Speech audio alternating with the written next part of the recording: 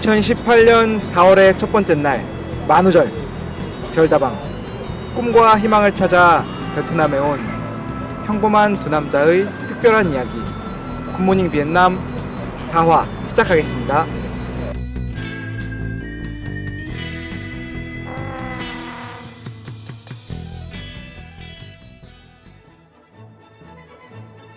지금 이 시간에도 불철주야 뺑이를 치고 계시는 사람역군 여러분께 존경과 감사 인사로 사회 화해의 문을 열겠습니다. 대한민국 청년실업 100만 시대, 많은 젊은이들이 청혼의 꿈을 품고 해외로 희망과 꿈을 찾아 눈을 돌리고 있습니다. 포스트 차이나, 성공의 가능성과 뽕발로 가득 찬 베트남에서 여러분의 꿈을 이뤄드리기 위한 특집 방송 취업편 시작하도록 하겠습니다.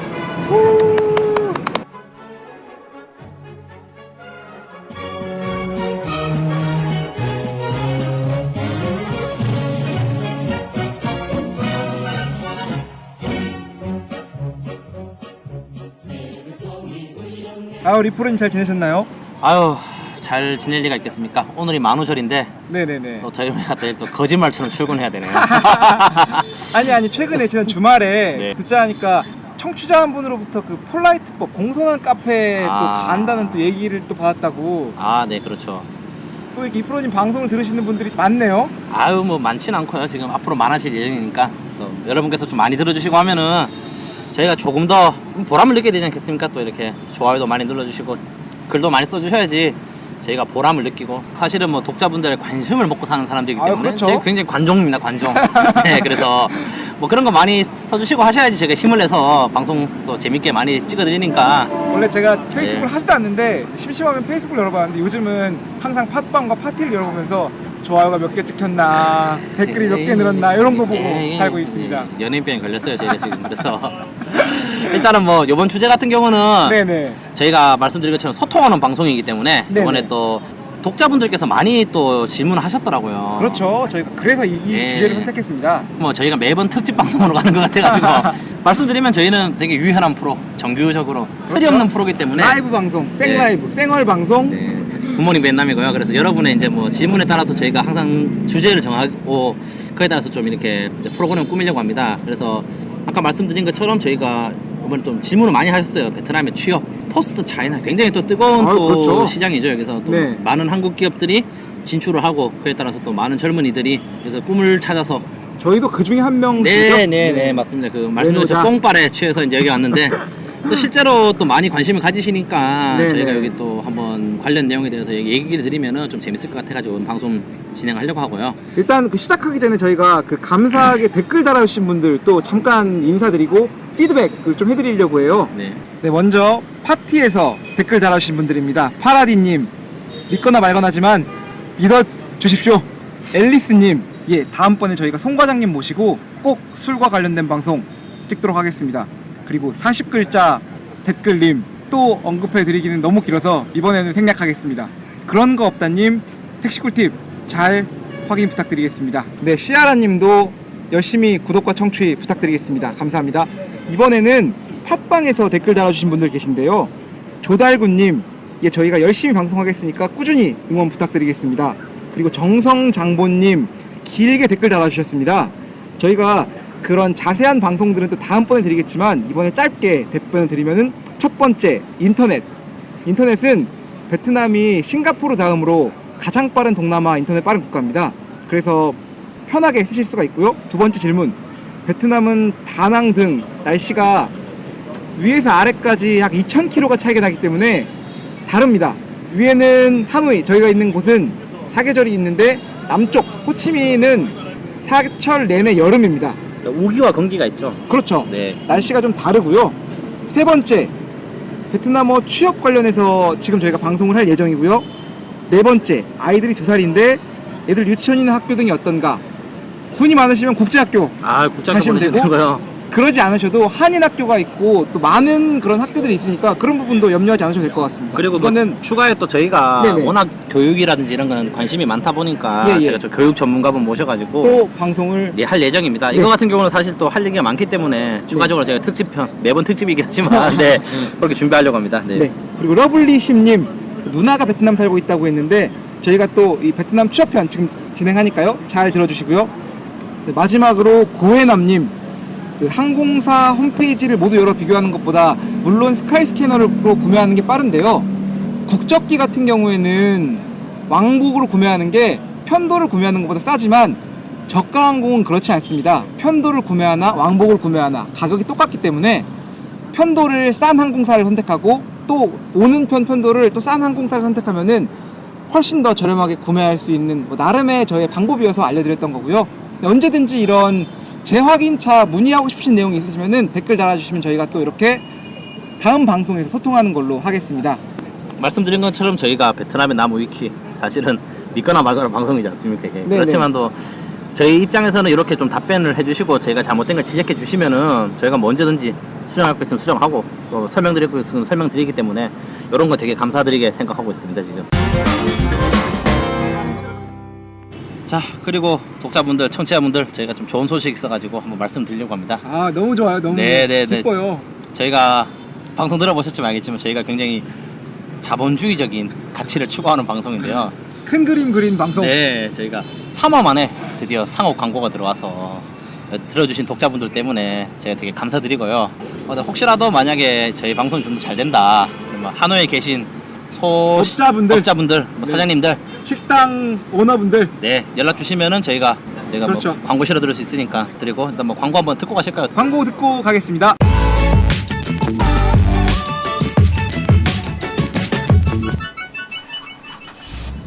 하노이 여행 아직도 캐리어 끌고 다니시나요?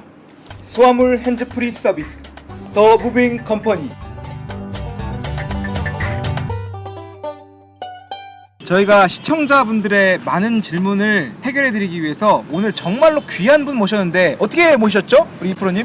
일단 이분에 대해서 간략하게 설명드리자면 이거 베트남에서 가장 그 헤드헌팅으로 아주 유명하신 분이고요. 헤드헌팅계의 거물, 거물 알파치노. 이분을 진짜 정말 어렵게 모셨어요. 이메일을 10번 보내고 2번 찾아갔다가 문전박대를 막 하시다 삼고초려를 했죠 제가. 네네.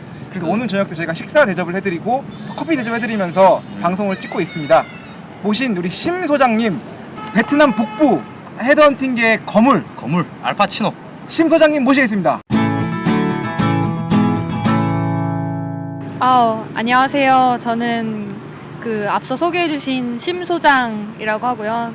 이게 되게 거창하게 설명을 해주셨는데 거물까지는 아니고 하노이에서 이제 헤드헌팅 쪽에서 일을 이제 하고 있는 이제 심 소장이라고 합니다. 반갑습니다. 그래서 이 바닥에서 일을 하시려면 심 소장님을 거치지 않고는 직장을 구하기가 쉽지가 않다고 굉장히, 해요. 예. 그래서 뭐 하시는 거는 지금 헤드헌팅 쪽에서 네, 일을 하시는 그렇죠. 거죠. 네. 네. 그래서 뭐 취업을 한 20번 정도 하셨다고. 베트남 내에서 제출하신 이력서만 거의 뭐 한 1.5m 네네네. 성인 남성 키가 된다라는 얘기가 있습니다. 지금. 그리고 이분의 특징이 뭐가 있냐면은 업계를 가리지 않고 다양한 업계에서 일을 하셨어요. 네네네. 가방끈이 기시다 보니까 네네. 여러 업체에서 또 이렇게 연락을 많이 와서 좋은 기회가 많았었고요. 하지만 또 이 소장님께서 이게 만족할 수 있는 업체가 없다 보니까 직접 이제 그 일을 하시는 거죠 이제. 오늘 어렵게 모신 심 소장님과의 대화, 심 소장님의 모든 진술을 빼먹는 시간, 굿모닝 비엔남 취업편 여러분 듣고 계십니다.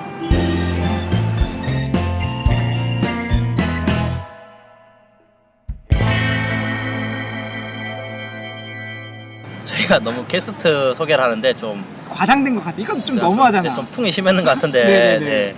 일단 뭐 여기에 대해서 뭐 저희가 웃자고 한 거고 사실은 뭐 그래도 좀 전문가는 맞으세요 사실은. 네, 그것보다 일단 우리 심 소장님께서 신변 보호를 요청하셔가지고 네. 저희가 조금 세탁을 했죠.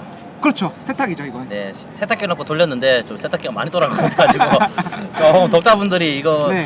이게 좀 허당을 갖다 놓고 영업하는 게 아니냐. 신빙성 없는 거라고 생각하실 필요는 없고요.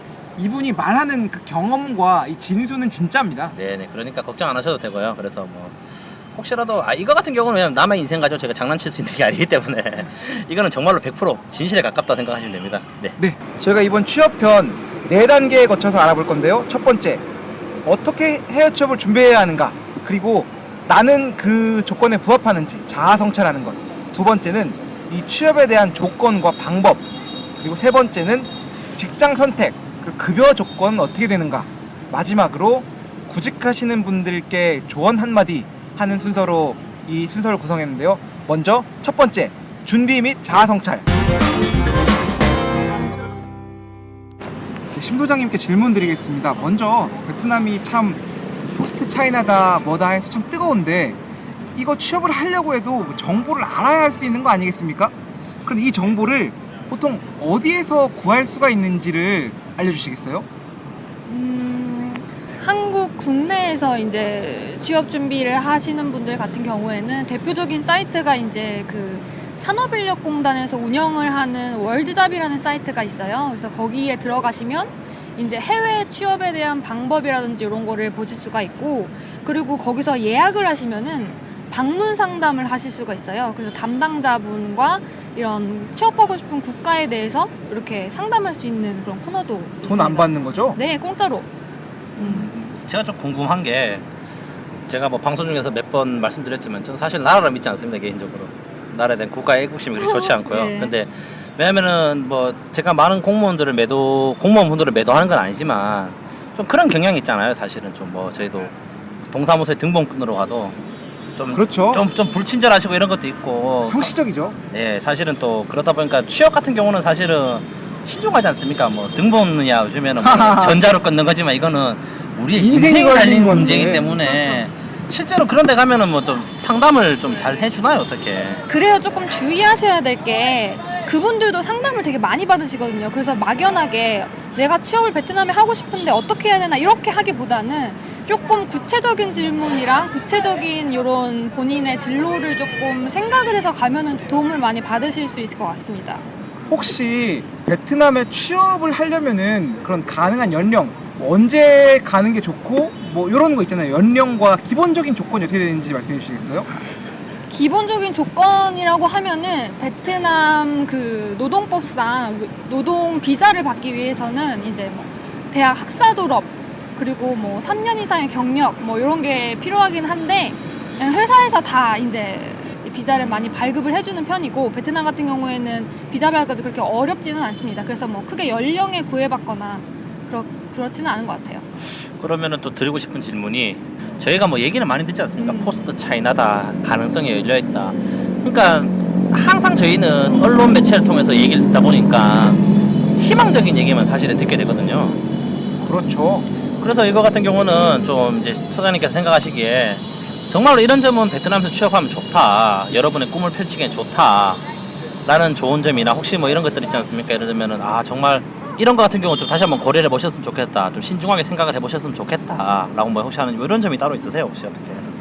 고려를 해야 될 거는 이제 어쨌든 베트남에 와서 사셔야 되니까 직접 와보지도 않고 이제 한국에서 이제 취업이 어렵다고 그냥 원서를 쓰는 경우는 조금 지양을 해야 될 것 같고, 실제로 와서 이제 느껴보고 이제 날씨라든지 음식이라든지 이런 생활적인 부분을 조금 먼저 느껴보고 생각을 해보셔야 되지 않나. 사전 답사가 필요하다. 그 그렇죠. 정도로 정리할 네, 수 있을까요?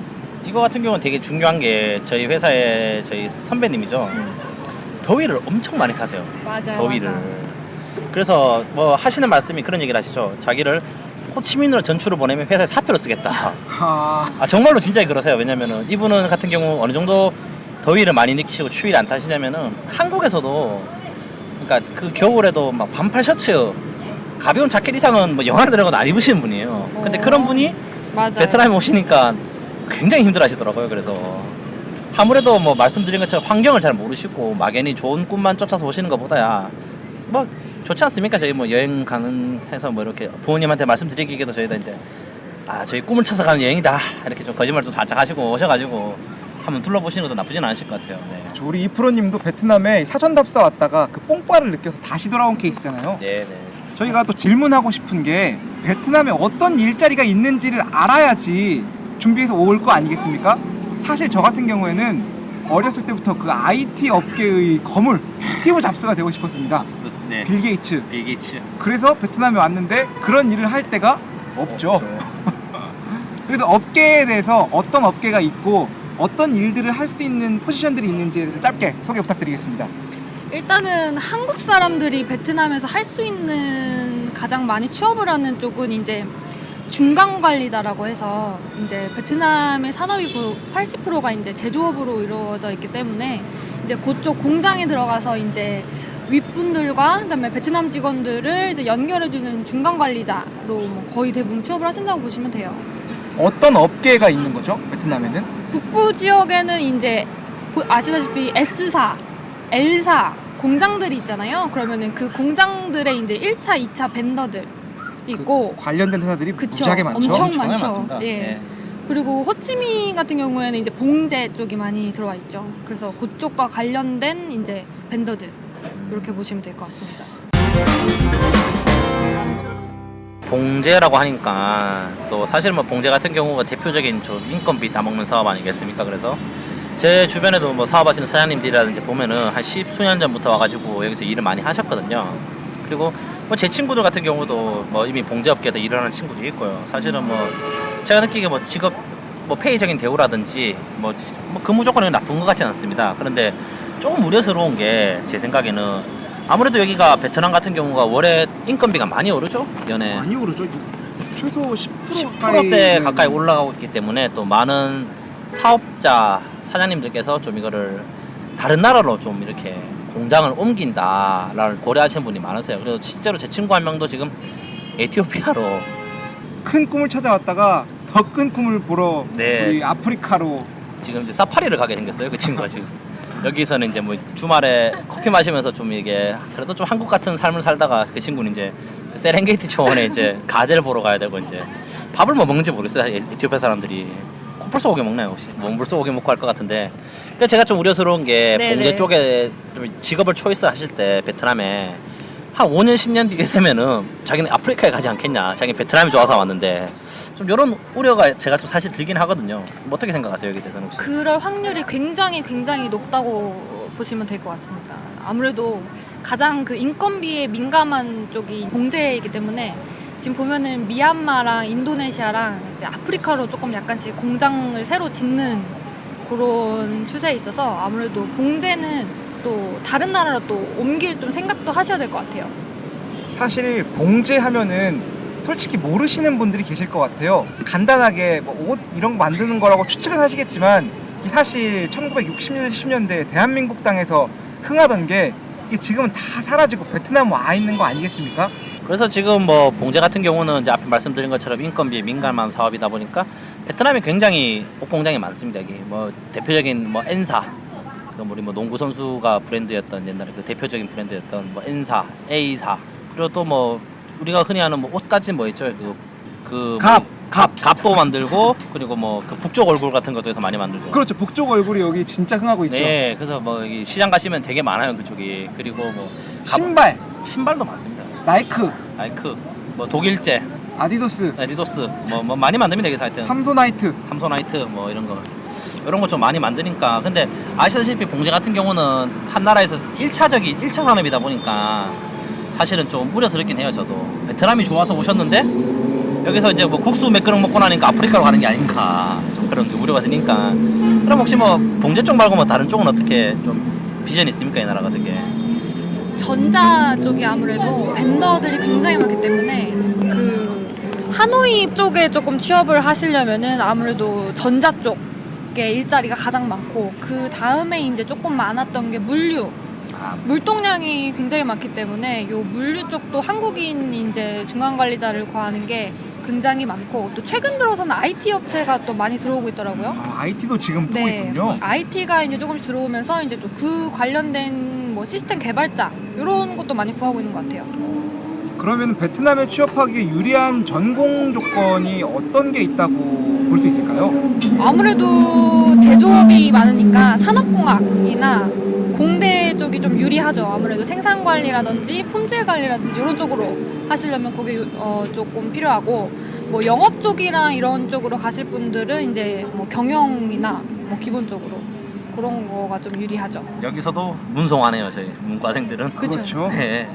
그러면은 문과생들이 좀 살아남으려면은 뭐 별거 있지 않습니까? 다 문과생들 이빨로 먹고 사니까 제일 좋은 건 사실은 언어적인 걸 많이 궁금해하실 거예요. 왜냐면은 제가 생각했어도 뭐 전공 지식이 공학이나 전자 쪽이면은 사실은 뭐 제가 봤을 때 베트남어를 따로 공부하시거나 영어를 따로 공부하실 필요는 없을 것 같아요.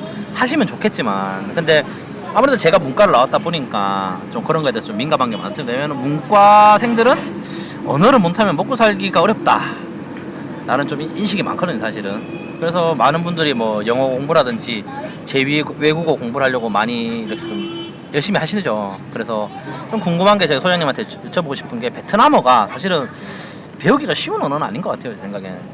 성조가 6개가 있고 이러다 보니까. 그래서 해외 취업을 하는데 베트남어가 과연 많은 영향을 미치나, 그리고 뭐 좀 필요한가 싶어서요.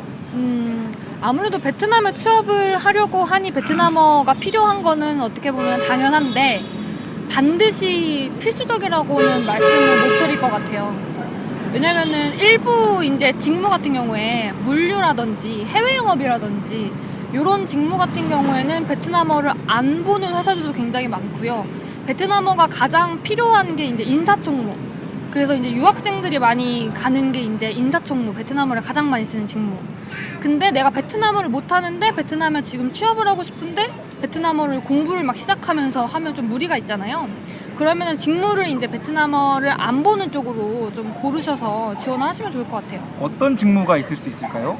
앞서 말씀드린 것처럼 좀 물류 쪽도 베트남인들이 영어를 굉장히 잘하는 사람을 뽑기 때문에 그쪽도 있고, 이제 해외 영업 이런 쪽들은 조금 베트남어를 못해도 영어로 대체할 수 있다 이렇게 보시면 될 것 같아요. 베트남어가 반드시 중요한 것은 아니라는 말씀이신데, 그러면은 이 세계화 추세의 최고봉 영어의 중요성은 베트남에서 어떻게 되는지하고, 영어하고 베트남어 둘 중에서 그 무게를 둔다면은 어디가 조금 더 중요할 것 같고, 우리 베트남에 취업을 희망하고 계신 청취자분들께서 어떤 것을 준비하는 게 좋을지에 대해서.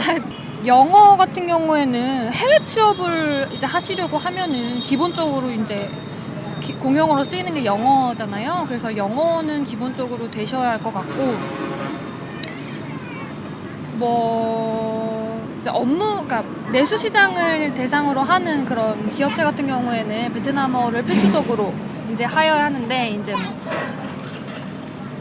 사람들마다, 그러니까 어떤 전공을, 어떤 직무에서 일을 하고 싶은가, 어떤 그렇죠. 업계에서 일을 하고 싶은가에 따라서 필요로 하는 전공, 언어가 달라진다고 볼 수 있겠네요. 그렇죠. 네. 뭐 사실 제 같은 경우로 따지면은 사무실에서 베트남어를 거의 안 쓰거든요. 왜냐면은 여기 같은 경우는 어쨌건 간에 한국 회사가, 저희가 느끼기엔 한국 회사지만 여기 베트남 현지 사람들이 봤을 때 외국계 기업 아니겠습니까 이게 또. 그렇죠. 네, 외국계 기업이다 보니까 한국도 비슷하지 않습니까? 저희가 외국계 회사를 들어가려면은 저 어줍잖게 영어라도 몇 마디 해야지 들어가는 것처럼 여기도 대부분의 여기 직원들이 영어를 잘 해요 사실은. 그래서 저는 업무적으로 제가 짧은 영어를 쓰더라도 뭐 크게 문제가 없었거든요 사실은. 좀 그런 거는 따지면은 저는 굳이 두 가지를 놓고 따지면 영어 쪽이 조금 더 무게가 있지 않나. 물론 뭐 베트남어를 잘하신다, 능숙하시다고 하면은 나중에 추가적으로 연봉 협상하실 때 굉장히 큰 메리트는 있겠지만 처음에 일을 시작하실 때는 아마 뭐 영어 쪽이 좀 더 중요하다고 생각합니다. 저도 느낄 때 베트남어와 영어를 비교하면은 영어는 필수, 베트남어는 선택이다.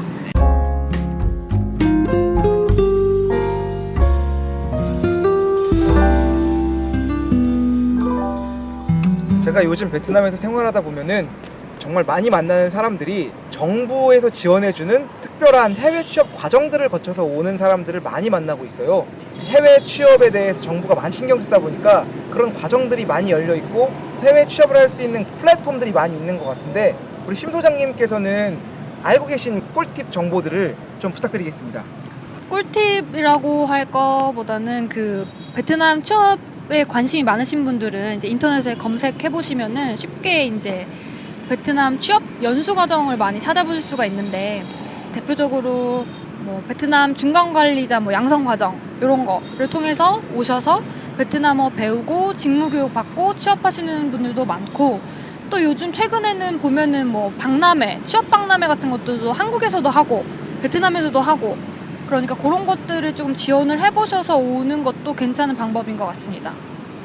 뭐 그 위에 정부 말고도 뭐 정부 기관에서도 말고도 일반 뭐 회사라든지 이런 데서 하는 게 있나요 혹시 프로그램이?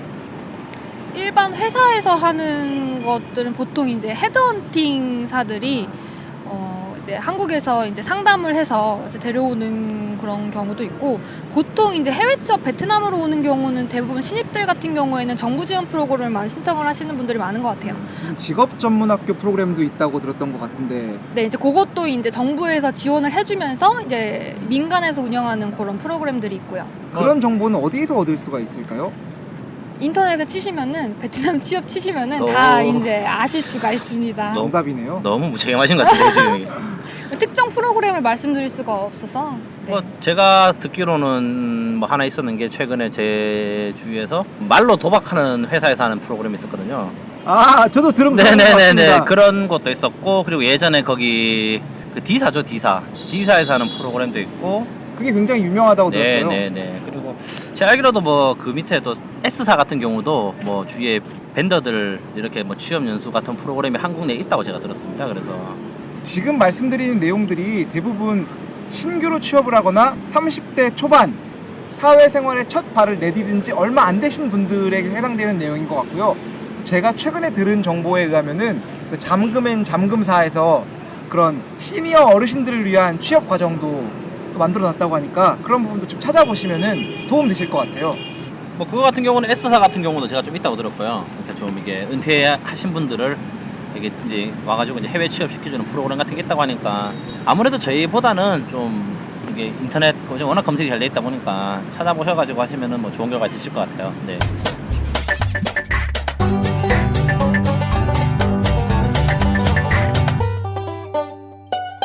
조금 전에 잠깐 언급해 주신 것 같긴 한데 이 베트남에 올 때 이런 취업과 관련된 비자 조건 같은 건 어려운 부분이 없지 않나요? 이제 선진국에 비해서 베트남 같은 경우에는 비자 발급이 굉장히 쉬운 편에 속하는데요. 미국이나 캐나다나 이런 쪽으로 취업을 하시려면 이제 비자 발급받는 게 굉장히 까다로운데, 이제 베트남 같은 경우에는 아까 제가 말씀드린 것처럼 정부 지원 프로그램으로 오시면 비자가 이제 해결이 되고, 그 밖에도 이제 뭐 공공기관을 통해서 취업을 하시는 경우에도 비자가 쉽게 발급이 받으실 수가 있습니다. 일단 사전에 일단 베트남에 취업하기 위해서 준비 과정은 뭐 이 정도로 마무리를 하고요. 또 저희가 중요한 건 또 얘기를 해봐야 될 것 같아요. 그 마지막 카테고리로 적어놨던 게 직장 선택 그리고 급여 조건이 어떻게 되는가. 요거 참 중요한 거 아니겠습니까? 이게 다 돈 때문에 하는 거 아니겠습니까? 외국 와서 고생하는 게. 사실은 뭐 외국에 나오셨는데 적은 돈 받으면서 고생하실 거면은 이렇게 나오실 필요가 없죠. 그래서 사실은 진짜로 독자분들이 이런 게 궁금하실 거예요. 과연 얼마를 받고 이 사람들이 일을 하고 어떤 조건에서 일을 하냐. 왜냐면 그런 거 같은 경우는 분명히 또 장래를 설계하시고 직업을 선택하실 때 굉장히 중요한 조건이니까 거기에 대해서 이번에 저희가 한번 이야기를 해보려고 합니다. 저희 남부하고 북부, 중부, 베트남은 크게 세 군데로 나눠볼 수 있을 것 같아요. 이 지역별로 아까 전에 말씀하셨을 때 북부에는 전자업계가 많이 있고 남부에는 봉제업계가 많이 있다고 하셨는데 업계별, 그러니까 이 지역별로 차이와 그 급여 조건은 어떻게 되는지 살짝만 알려주시겠어요? 급여 조건은 회사마다 다르기는 한데, 통상적으로 저희가 통계를 내보면 북부에 취업하시는 분들이 이제 남부보다 급여가 조금 더 높고, 전자 쪽이 아무래도 업무가 조금 힘들다 보니까 급여가 좀 더 높은 것 같아요. 오해하실 수 있어서 제가 추가적으로 말씀을 드리면, 봉제 같은 경우에는 일부 몇 군데 회사들이 급여가 압도적으로 높고, 평균치를 따져봤을 때 봉제는 격차가 급여가 좀 크다. 그리고 북부 쪽에 있는 전자는 평균적으로 조금 봉제보다 높다. 이렇게 말씀을 드릴 수가 있을 것 같아요. 뭐 몇 군데가 있죠. 풍산업, 풍산업, 한실업. 실업 같은 경우가 연봉을 많이 주죠. 거기. 몇몇 업체가 뭐 월급을 많이 준다는 말씀이시고 나머지는 좀 이제 좀 평균적으로 떨어진다. 사실 하여튼 저도 이게 굉장히 좀 놀라운 정보였던 것 같아요. 저는 봉제업계가 훨씬 더 많은 급여를 준 줄 알았었는데 또 심 소장님 얘기를 들으니까 그럴 수도 있겠다 하는 생각이 드는 것 같습니다. 사실 제가 한국에 있을 때 모 반도체 회사에 다녔었는데 그때 연봉이 굉장히 높았어요.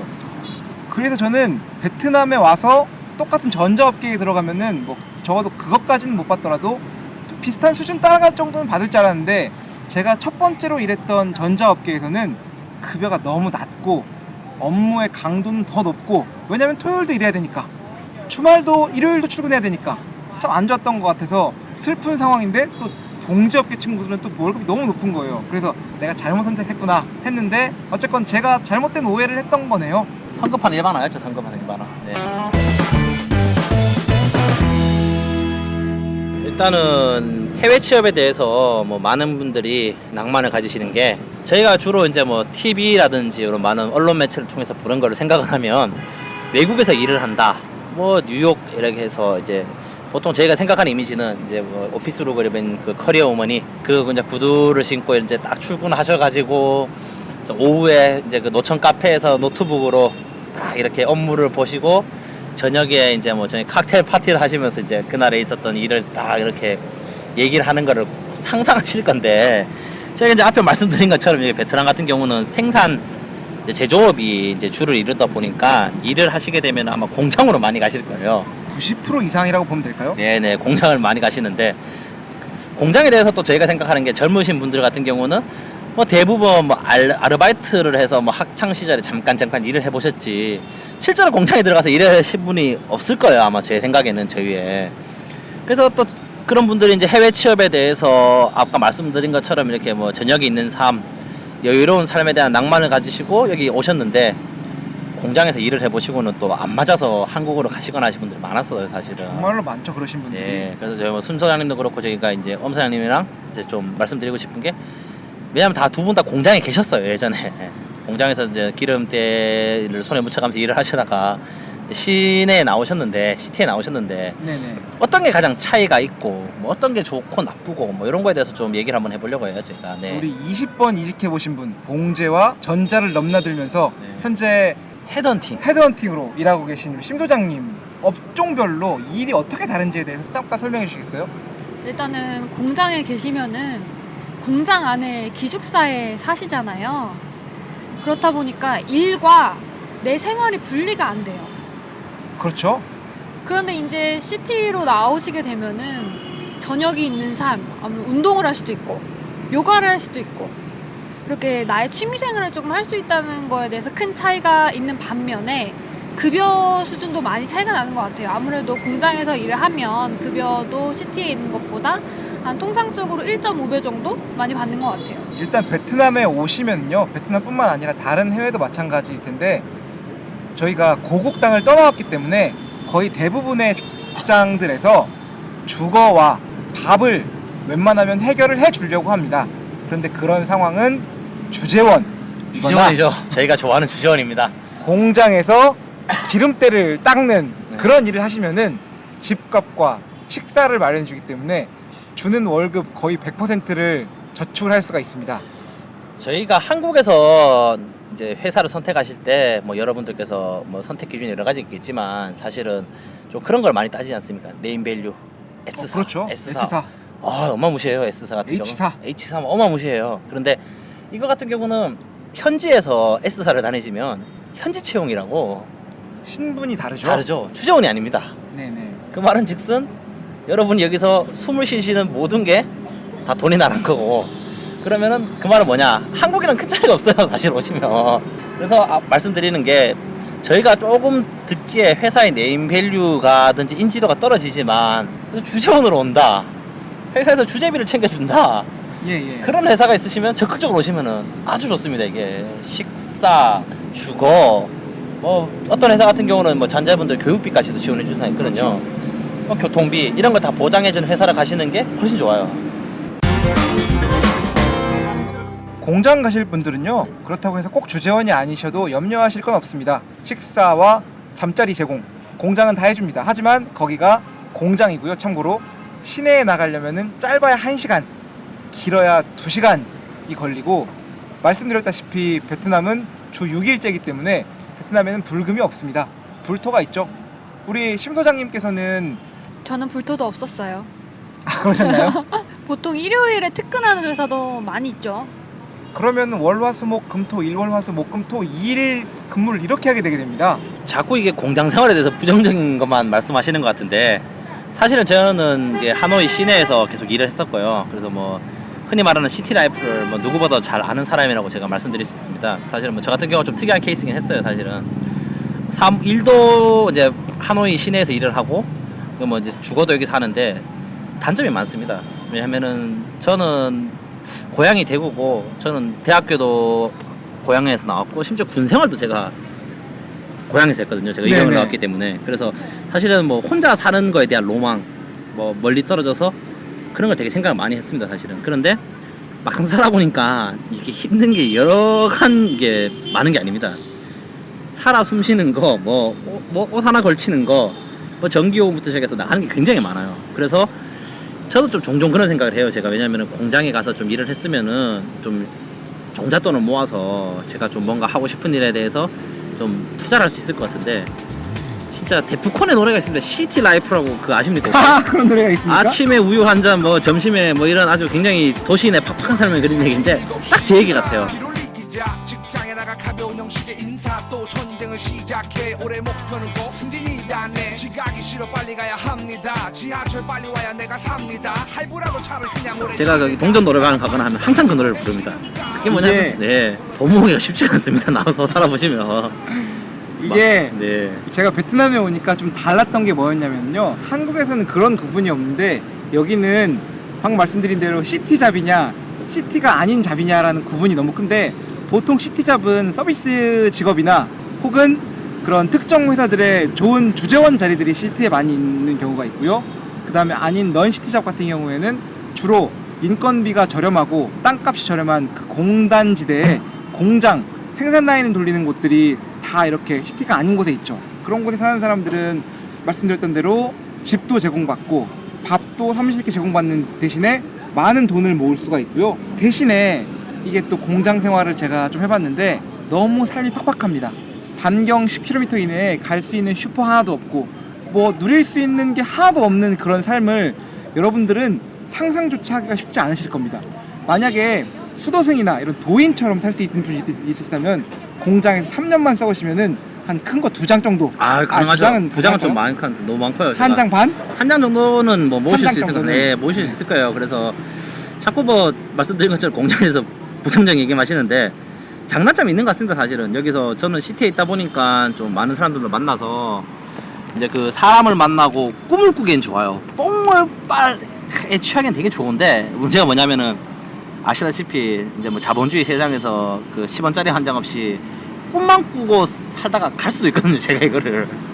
그래서 여러분이 만약에 자신의 비즈니스를 하고 싶다, 뭐 자그마한 가게라도 하나 하고 싶고 아니면은 뭐 부동산이라도 해서 뭐 이제 돈놀이라도 하고 싶으시면은 공장 들어가서 돈 모으시면 나쁘진 않습니다. 사실은. 네. 이거는 여러분들께서 본인의 취향과 이런 생각과 앞으로의 미래 플랜에 맞게 서로 고르시면 될 것 같아요. 내가 돈을 먼저 모아가지고 뭔가 나의 일을 하고 싶다. 시드머니가 필요하신 분들은 공장으로 가셔서 세이브를 하시고 이 공장 생활보다는 나는 작은 돈을 모으더라도 나만의 삶을 가꾸고 싶고 뭔가 워크 앤 라이프 밸런스를 즐기고 싶으신 분들은 신의 직업을 선택하셔야겠죠. 일단 제일 좋은 거는 그 도시에 있는 주재원을 가시는 게 가장 좋습니다. 그러면은 회사에서 집도 주고 밥도 주고 차도 주고 뭐 돈도 많이 주고. 그 저거죠. 그래서 주재비도 받고 하니까 제일 좋은 네. 거는 말씀드린 것처럼 도시에 있는 주재원을 오시는 게 제일 좋으시다. 저희가 그래서 조만간에 특집을 준비하려고 그래요. 그 형나주 특집이라고. 형나주 특집 있습니다. 형 나 주재원이야라는 굉장히 그 주옥 같은 멘트를 남기셨고요. 많은 분들이 충격에 빠져서 그 얘기를 듣고 네, 형 나 주재원이야. 주재원이야를 주재원의 삶에 대해서 특집 프로가 있으면 제가 한번 준비를 하도록 하겠습니다. 네. 저희가 이렇게 또 심 소장님 모셨는데 저희끼리 너무 떠드는 것 같아서 취업 시장의 비중에 대해서 한번 여쭤보고 싶어요. 그 시티와 넌 시티, 주재원과 비주재원 이런 그 취업 시장의 비율이 구인 공고 비율이 얼마나 나오는지에 대해서 혹시 알고 계신 만큼만 잠깐 언급 부탁드리겠습니다. 주재원이랑 현지 채용의 공고 비율이라고 말씀드리면 현지에서 사람을 구하는 경우에는 거의 90%가 현지 채용으로 구인을 하신다고 보시면 될 것 같아요. 주재원이라는 개념 자체가 한국에서 뽑아서 파견을 낸다라는 그런 개념이기 때문에 현지에서 이제 현지 법인에서 채용을 하는 경우에는 보통 이제 현지 채용으로 많이 하시는 것 같아요. 영악한 자본가놈들이 이렇게 돈을 쉽게 주려고 하진 않습니다. 그래서 보통 뭐 주재원으로 오시는 분들은 뭐 운이 좋아가지고 신입으로 오시는 분들이 있긴 한데 보통 경력직으로 많이 가시더라고요. 그래서 제일 좋은 거는 제 생각에는 여기서 좀 경력 쌓으시다가 한국에 있는 회사로 들어가셔가지고 다시 나오시는 것도 뭐 나쁜 방법은 아닌 것 같아요. 제가. 네.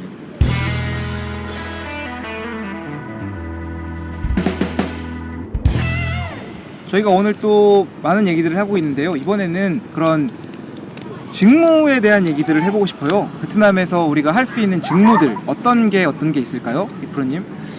일단은 보통 주로 하는 거는 영업직 같은 경우가 많이 뽑더라고요. 왜냐면 저도 주위에 보면은 저도 영업을 하고 영업 사원들을 많이 만나고 하다 보면은, 왜냐면 여기는 어쨌건 간에 메인 같은 경우가 S사가 굉장히 메인이거든요, 사실은. 그래서 S사와 관련된 업종에 있는 뭐 건설, 유통, 물류, 생산 등등에서 굉장히 많은 일이 있습니다. 그래서 또 뭐 대표적인 예를 말씀드리면은, 여기 저희가 들어보면 알만한 굉장히 큰 물류 회사들, 외국계 물류 회사들 있지 않습니까? 예. 그 뭐 노란색 회사, 그 뭐 노란 트럭이 왔다 갔다 하는 회사, 뭐 이런 데도 D사죠, D사. DH 네, DHA 같은 DHA. 네, 같은 회사 같은 경우도 제가 듣기로는 거기 높은 위치에 계신 분들은 한국 사람을 많이 뽑는다 그러더라고요. 아, 왜냐면 그 그렇군요. 이유가 뭐냐면은, 아무래도 베트남 분들을 뽑아서 일을 하면은 여기 S사와 거래가 쉽지 않다 보니까 좀 고위직 분들 같은 경우는 한국 분들을 많이 뽑아가지고, 보통 영업이라는 게 한국 사람들 대상으로 하는 영업이 굉장히 많습니다, 여기가. 그리고 그 외 업종 같은 경우는 뭐 인사총무라든지 회계 같은 경우도 있긴 한데, 사실은 주위를 보니까 그거는 대부분 베트남 사람들은 많이 쓰는 게 많죠, 아무래도. 네.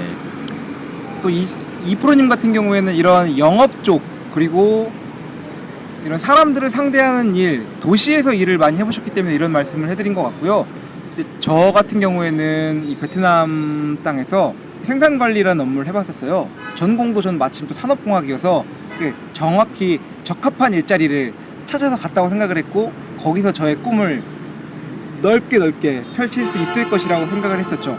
근데 이제 생산관리나 뭐 이런 공장에서 할 수 있는 일에 대해서 말씀을 드릴 수 있는 게, 저희가 한국에서는 뭐 대학교를 졸업을 하고 취직을 하면은 서울대를 나왔든 뭐 연고대를 나왔든 다 복사부터 하게 되는 거죠. 간단한 일부터 시작을 하게 되는데, 제가 여기 베트남에 왔는데 저는 처음부터 500명, 아유, 대단하시네요. 또. 공인 500명을 컨트롤하는 그 부서의 나름의 장 역할을 했었던 것 같아요. 컨트롤을 뭐 어떻게 하셨습니까? 막 채찍으로 휘두르고 막 이러던가요, 지금?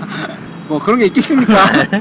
하여튼 그 아까 우리 심 소장님께서 말씀하신 대로 이 베트남이라는 나라의 특성상 저희가 중간 관리자의 일을 해야 되기 때문에, 이렇게 한국에서 오신 높으신 그 법인장분들, 우리 지난번에 출연하셨던 송 과장님이 5년 후에나 될 수 있는 법인장으로 오신 분들, 그런 분들이 이제 이 베트남 한국 제조기업들의 탑 리더들이 되시고요.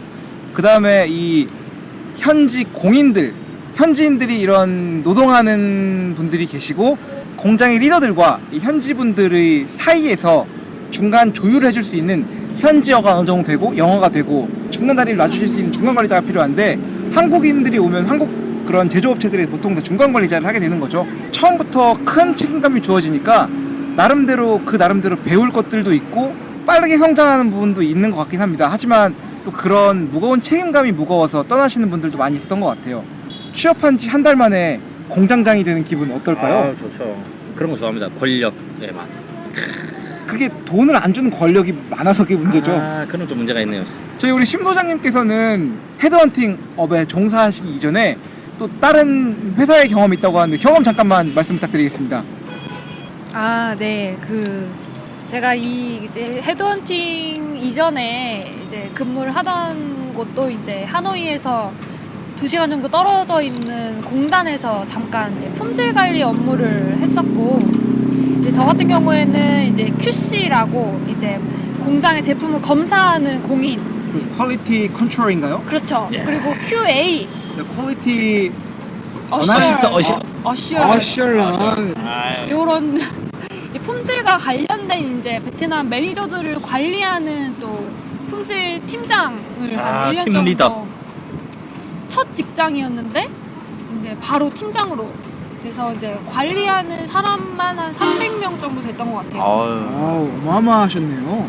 채찍은 자주 휘두르셨습니까, 애들한테? 그래서 채찍이라기보다는 이렇게 어린 나이에 팀장을 하다 보니까 되게 텃세도 심하고, 네네. 베트남 관리자들 같은 경우에는 10년 이렇게 일한 사람도 있는데, 이제 한국 사람이 팀장으로 들어가니까 그거에 대한 시샘과 그리고 텃세 이런 것들이 굉장히 심했어요.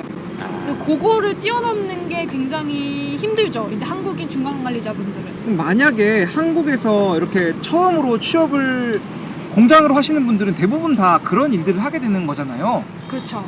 그러면은 이런 뭔가 새로운 분위기에 적응을 해야 된다는 건데, 나는 그냥 해외 취업을 했을 뿐인데 내가 관리해야 되는 사람이 갑자기 막 생긴다, 뭐 요런 때 미리 준비해야 될 거나 혹시 뭐 조언해 주실 내용이 있으실까요? 근데 일을 해보시다 보면 알겠지만 자리가 사람을 만드는 것 같아요. 정말로 하다 보면은 이제 그게 되는 것들이 많이 있는 것 같아요. 처음에는 뭐 헤매고 아무것도 모르고 뭐 베트남어도 처음에는 잘 안 되고 하는데, 이제 그 팀장의 자리에 있다 보면은 책임감이라는 게 또 생기고 리더십 이런 것도 좀 생기는 것 같아요. 리더십 중요하죠. 그래서 우리 심 소장님께서는 그런 일들을 하셨는데, 우리 이프로님은 부하 직원이 몇 명이나 되시죠? 부하 직원이라는 표현이 좀 그렇네요. 저는 부하 직원이 없습니다, 밑에. 그래서 저는 항상 을의 위치에서 저희 또 고객분들에게 봉사하는 위치에 있기 때문에, 사실은 뭐 저는 뭐 300명, 500명 되는 규모의 사람들을 좀 컨트롤하는 게 사실 제가 좀 쉽지가 않습니다. 왜냐하면 군 생활 해보셨지 않습니까? 저 군대장 하면서 10명 컨트롤하는 것도 굉장히 힘들었거든요, 사실은. 어깨에 그 녹색 딱지가 어찌나 무겁던지. 무겁습니다. 또 사실은 저는 안 달았습니다. 그래서 아유, 저는 또 나이가 있었다 보니까, 제가 좀 군대를 늦게 가가지고 나이가 많다 보니까 군대장을 굳이 달아주더라고요. 그래서 또 이런 고충에 대해서는 사실은 안 해보시면 잘 모르실 거예요. 그리고 우리 제가 말씀드린 것처럼 저희의 방송은 민납 방송, 이제 또 있는 그대로 말씀드리고 싶기 때문에 좀 그런 책임감을 느끼시고 굉장히 거기에 대해서 좀 갈등과 그 중상모략과 회사 정치를 하셔야 된다는 거를 아셔야 될 거예요. 베트남에서 일을 하신다를 생각하시고 고려를 하시면은 이 점은 반드시 염두에 두셔야 되는 게 아닌가라고 생각하고 있습니다, 저는. 네.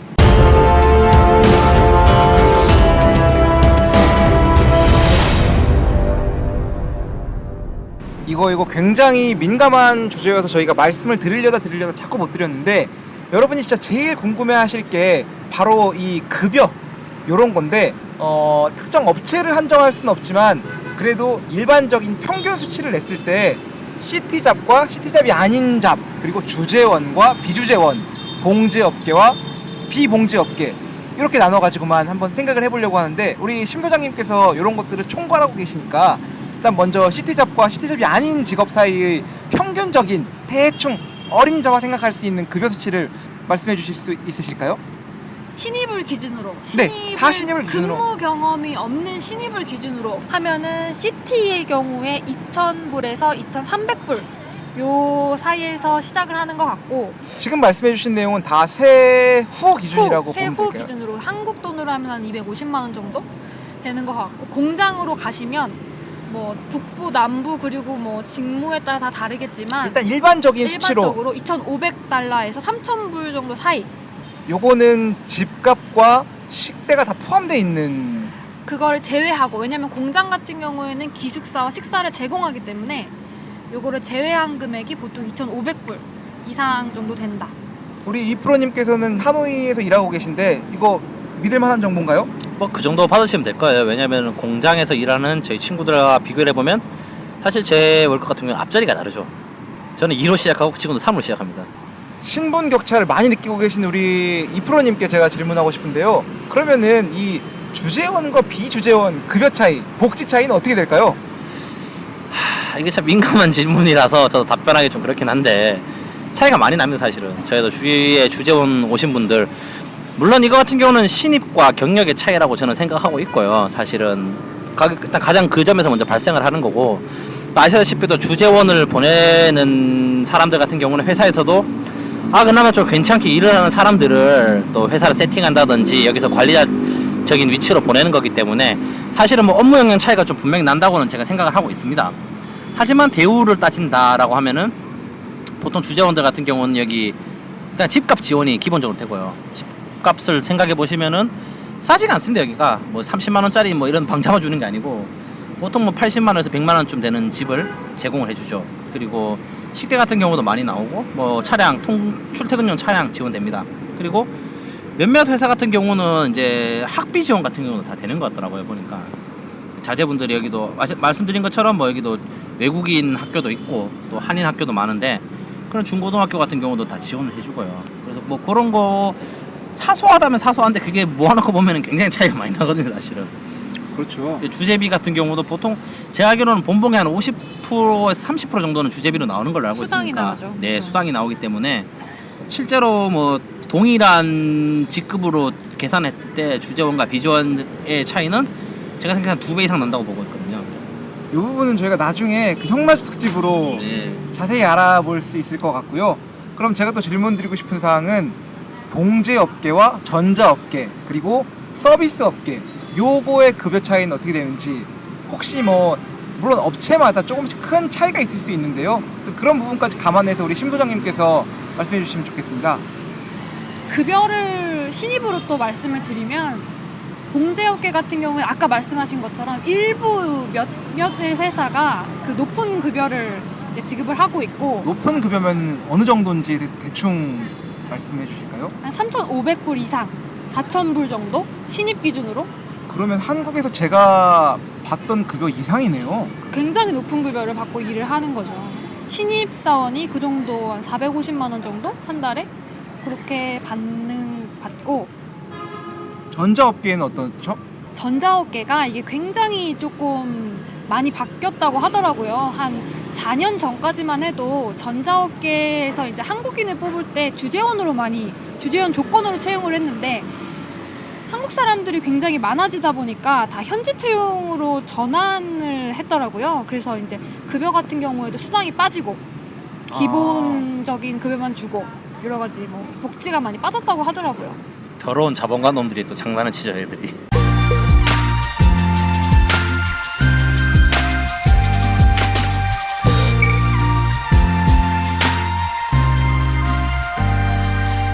네, 저희가 여러 가지 4단계의 코스에 걸쳐서 한번 청취자분들께 베트남 취업시장에 관하여 들려드리려고 했는데요. 이게 주제와 상관없이 두서없이 이렇게 저희가 얘기를 했는데 이게 청취자분들께 큰 도움이 되었으면 좋겠습니다.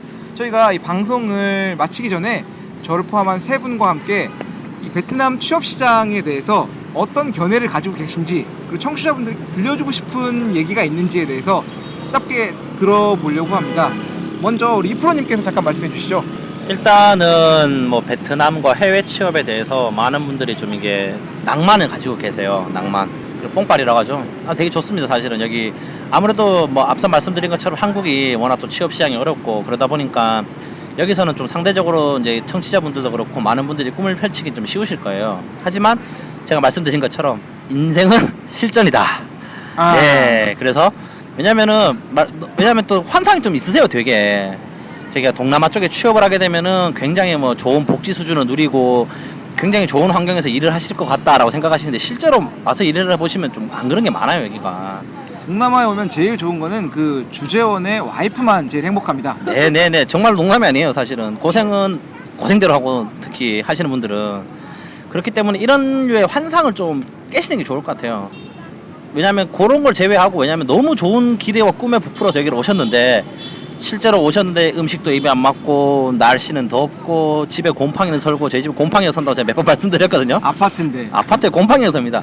주거 환경 같은 경우라든지 이렇게 생활 환경이 한국이랑 좀 차이가 나거든요. 그리고 또 아무래도 집 생각도 나고 좀 여러 가지 좀 애로사항이 많은데 그런 것도 싹 빼놓고 사실은 주위에서 얘기를 하지 않습니까? 외국에서 일하면 되게 좋아 멋져 당신의 커리어에 큰 도움이 될 거야. 사실은 모르겠어요. 살아봐야 하는 거니까 우리는.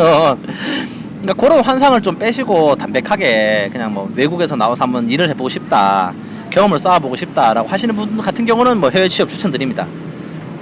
저는 또 여자이기 때문에 약간 여자분들 중에서 이제 해외 취업을 하고 싶으신 분들한테 조금 말씀을 드리면 조금 여유가 되시는 분들은 베트남의 가장 더운 날에 한 8월, 7월 정도에 와서 한번 살아보시고 결정을 하시는 게 좋을 것 같아요.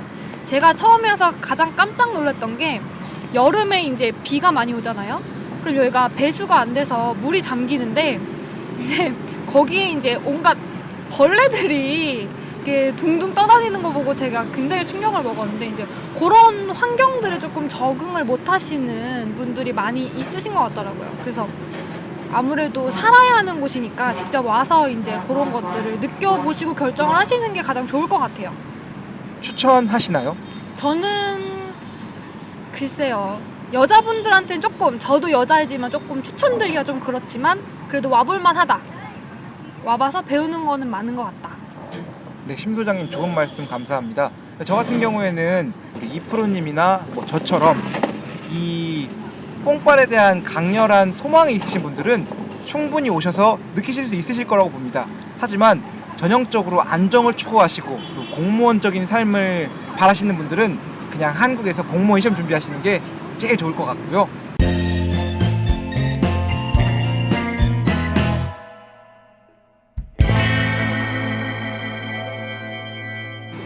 자, 뭐 오늘 뭐 귀중한 시간 내어주신 심 소장님께 일단 감사의 말씀드리고요. 그래서 뭐 마무리하시기 전에 혹시 심 소장님 뭐 따로 뭐 저희 청취자분에게 뭐 하실 말씀 있으세요 혹시? 아무쪼록 갑자기 이렇게 별다방에 와서 두서없이 이것저것 이야기를 했는데 제가 얘기한 것들이 취업을 준비하시는 분들한테 조금이나마 도움이 되셨으면 좋겠습니다. 다음에 또 기회가 되면 한번 놀러 올게요. 화이팅! 일단 뭐 참여해주신 저희 심 소장님께 저희들도 뭐 감사의 인사 한 번 더 드리려고 합니다. 그리고 저희도 뭐 서두에 밝힌 것처럼 지금 이 시간에도 전 세계 각지에서 베트남 남과 북 뭐 여러 군데서 지금 일하시는 우리 산업인력 여러분들께 저희가 또 한 번 더 응원과 격려의 인사 한번 드리려고 합니다. 오늘 만우절 진짜로. 진짜죠? 진짜죠. 다. 그래서 일단 뭐 제가 뭐 엔딩 멘트로 좀 생각을 잠깐 해봤는데요. 왜냐면은 요즘엔 좀 식상해졌는데 제가 좋아하는 만화책이 있습니다. 그게 한 조각이라고.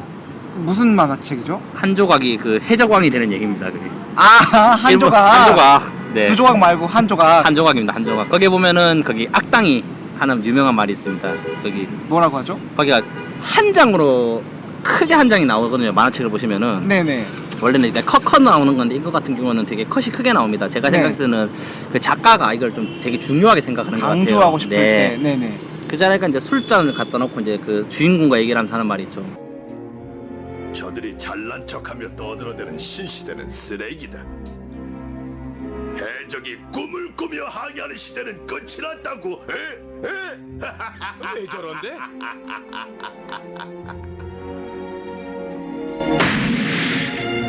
사람들의 꿈은 결코 끝나지 않는다.